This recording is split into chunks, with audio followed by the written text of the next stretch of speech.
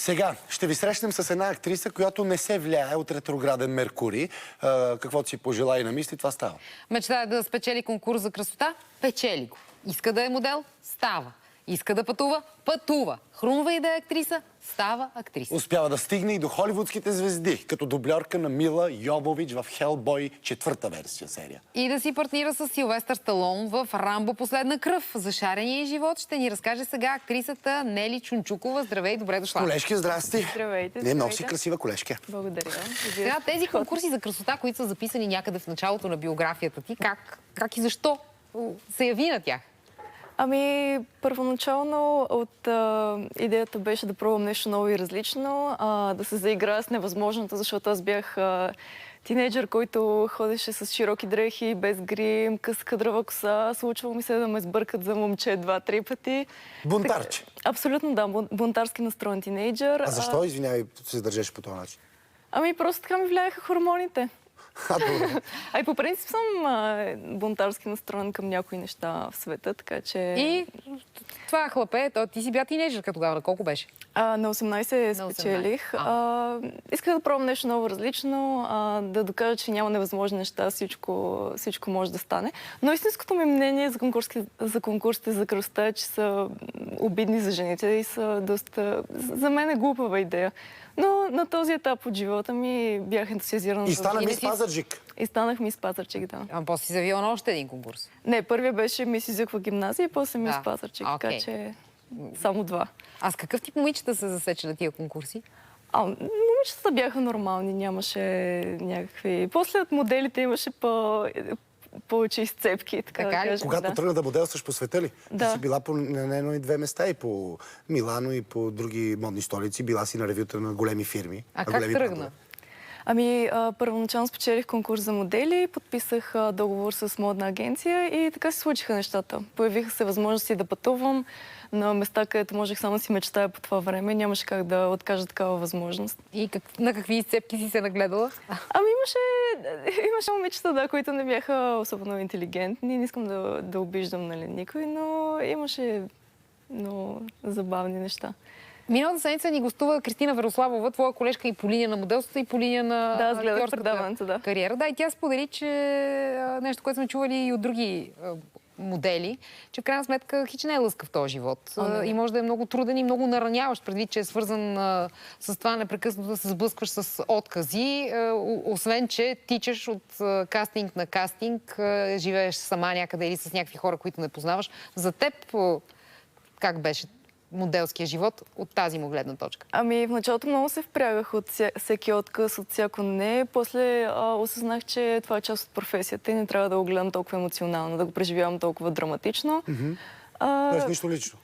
Да, осъзнах, че също това е временно нещо, моделството. Докато съм по-малка, ще се занимавам с моделство, след това ще се занимавам с истинската ми страст, актьорството и по-сериозни неща. Така че за мен беше... Не съм го приемала чак толкова на сериозно. Все пак местата, на които те е отвело моделството, както самата каза, са впечатляващи. Например, била си на лична среща с принца на Индия. На лична среща не точно. Така казвам, защото сте били в едно пространство. Да. Собственичката на... Лично сте се срещали, да.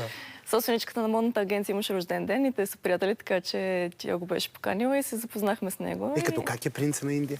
Ами повечето хора си го представят млад и красив, но той по-скоро е застаряващ. Възрастен и грозен. Да, един вид.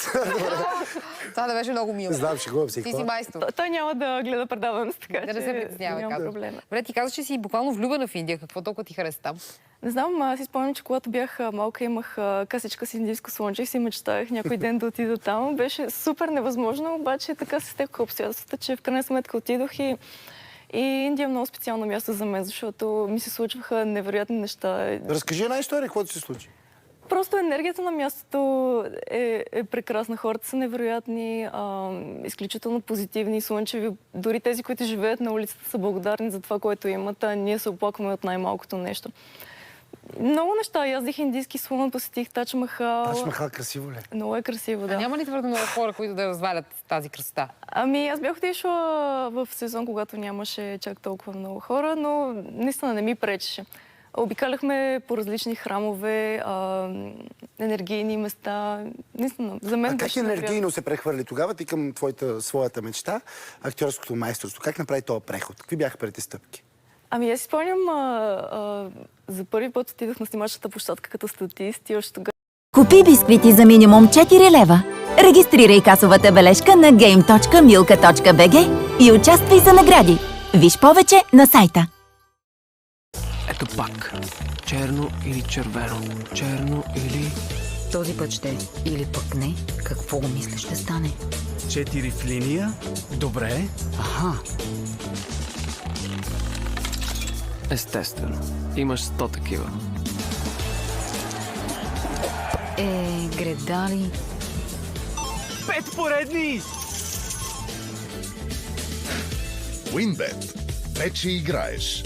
Ще плати с карта или кеш. Тогава се влюбих в киното, въпреки че повечето хора са шокирани да видят, че всяка сцена се снима по 1000 пъти и са леко разочаровани. За мен всичко беше идеално, всичко ми се стори. Влюбих се от пръв поглед общо взето и знаех, че това е нещо, с което искам да се занимавам по-сериозно след моделството.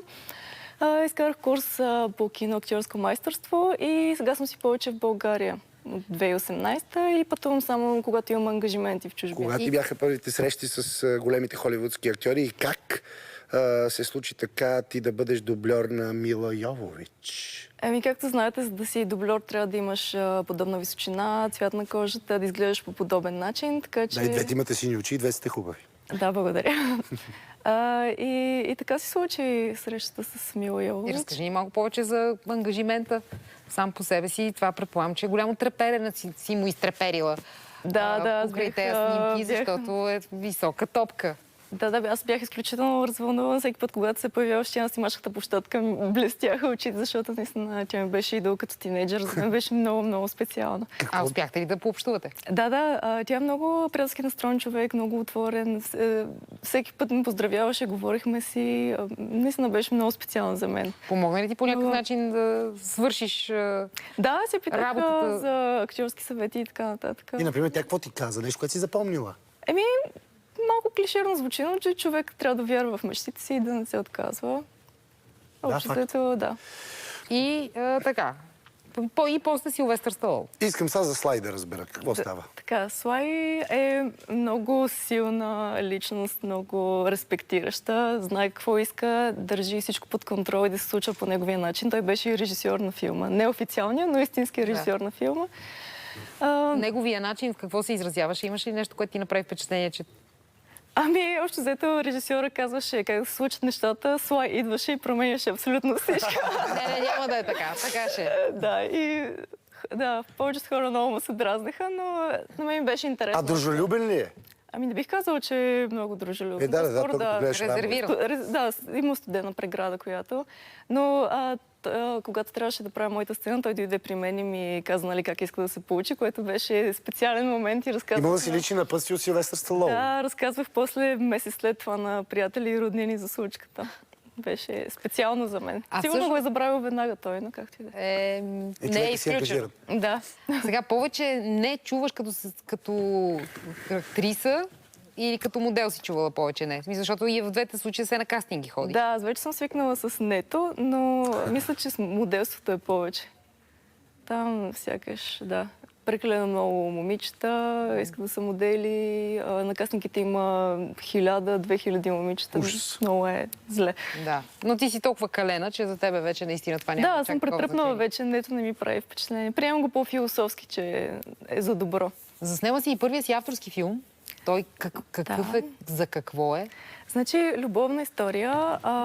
Две са основните идеи заложени във филма. Първо е, че човек не трябва сам да се спира заради страха или това как ще го приемат хората, или човек трябва да се възползва от всяка възможност, която живота му предоставя. И другата идея, която е заложена, е, че всеки вижда света и другите през себе си, собствената си същност, не се опитва да разбере другия, какво го мъчи отвътре, какви са проблемите му и мотивациите му да се държи по определен начин. Тоест да се поставяме по-често в обувките на другия. Да. А това е късометражен филм? Късометражен филм, да. Аз имам много идеи за сценарий и просто трябваше да започна от някъде и късометражният филм е най-лесният и удачен начин. А сега като си се се ангажирала да си сценарист, продуцент и режисьор? Не, аз не бях само режисьор и оператор не бях, иначе всичко друго бях в този Сценарист си беше, да, и са идейни. Да. Просто това не ти ли пречи пък да се развиваш като актриса, ако това ти е целта? Не, в момента филма се монтира, така че по никакъв начин не ми пречи. А в момента какво подготвяш да снимаш като актриса? Ами, в момента чакам да се появи някоя възможност и монтираме филма. А, например, срещате с Силвестър Сталон и Мила Йовович и в такъв тип продукции, действително, дават ли ти възможност за повече работа? Откриват ли хоризонти пред тебе? Или това е мит? Ами, предстои да видим. А гаджето ти какво мисли по тия въпроси? Ами... Тоест, за твоята работа, за ангажименти като актриса, като модел? Подкрепяме в всичко, което правя. Той какво прави този човек? IT специалиста. Моделки, IT специалисти, виж, промениха се времената. Да. Преди не беше така. Благодарим ти много и ти пожелаваме успех. Благодаря ви. Наистина благодарим ти, успех ти пожелаваме. Колежки, това беше за сега на този един етап.